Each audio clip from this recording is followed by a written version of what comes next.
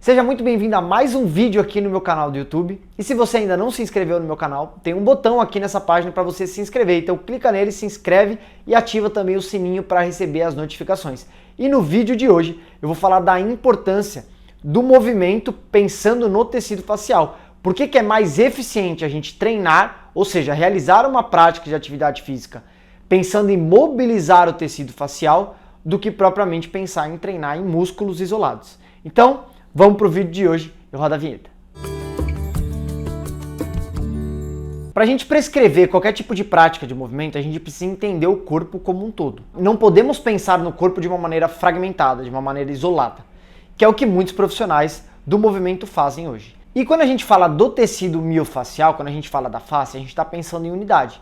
Até porque o que é o tecido facial? A fáscia é um tecido neurosensorial, um tecido conectivo, que reveste toda a parte interna do nosso corpo, passando por diversas camadas. Desde uma camada mais superficial, passando pelas nossas articulações, nossos músculos, nosso tecido adiposo também se aloca dentro da fáscia, mas também esse tecido reveste uma camada muito profunda no nosso corpo, passando pelos nossos órgãos, pelas nossas vísceras. Ou seja, tudo que acontece no nosso corpo, na nossa mente, no nosso sistema emocional, no nosso sistema orgânico, tem uma resposta totalmente direta no tecido facial. E aí eu te pergunto, por que no seu treino você vai prescrever uma atividade pensando em músculo isolado, sendo que a gente tem um sistema totalmente inteligente, que é a face, que vai transmitir essa informação para todo o nosso corpo? Se a gente for pensar numa empresa, como que funciona dentro de uma empresa? Tem pessoas que têm cargos superiores e outras cargos inferiores. E essas pessoas que têm cargos inferiores, elas têm que respeitar as ordens que são vindas dos cargos superiores dela, ou dos chefes, ou dos gerentes, enfim, quem seja. E essas pessoas que têm cargos superiores, normalmente ela tem mais funções do que uma pessoa, ela tem mais responsabilidade do que uma pessoa que tem um cargo mais abaixo. Nosso corpo funciona da mesma maneira. Tem partes do nosso corpo que são consideradas como generais, né?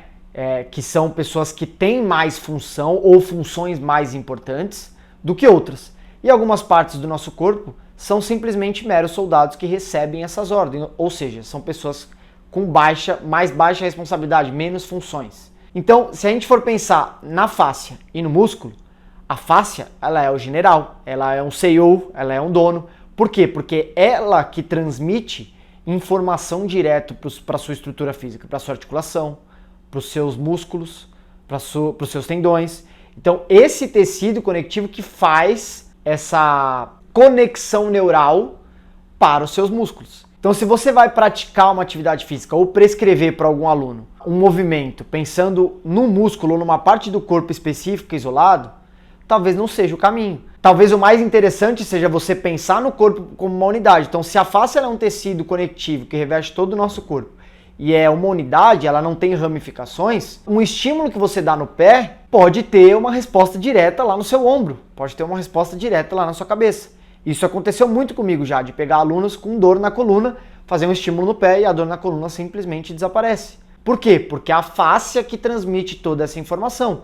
E muitas das nossas dores, nossas lesões, nossos traumas estão alocados dentro do tecido facial.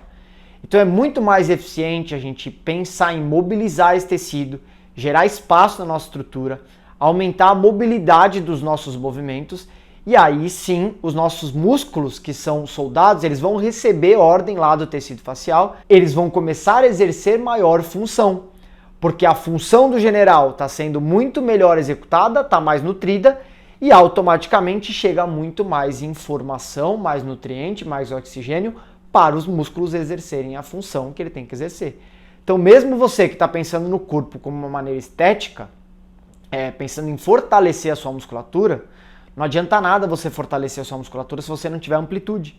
Não adianta nada se você quiser fortalecer a sua musculatura se seu tecido facial não estiver exercendo a função que ele tem que fazer. Se ele não estiver móvel, se ele não estiver elástico, então não vai adiantar nada. O seu músculo simplesmente vai também enrijecer, porque o tecido, que é uma capa que reveste toda essa parte muscular, não vai deixar acontecer movimentos de deslizamento para que o seu corpo trabalhe de uma maneira harmônica e fluida.